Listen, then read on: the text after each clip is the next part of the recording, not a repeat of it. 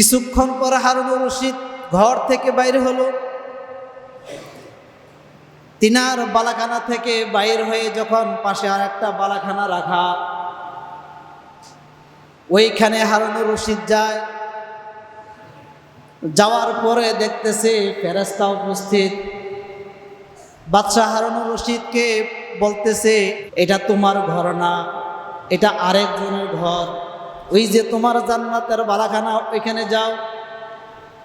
বলে, এই যে জান্নাতের বালাখানা, এইটা কার?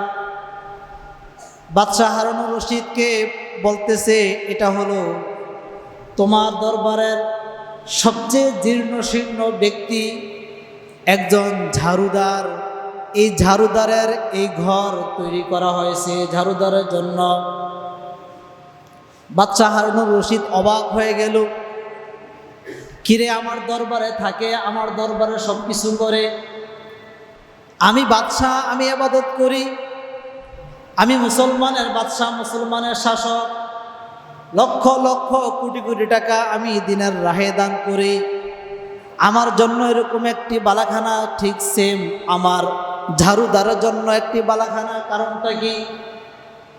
ওই ফেরেশতা এই কথা বলার পরে বলতেছে, তুমি এই আসল ঘটনা, আসল ইতিহাস তোমার ঝাড়ুদার থেকে জেনে যাও।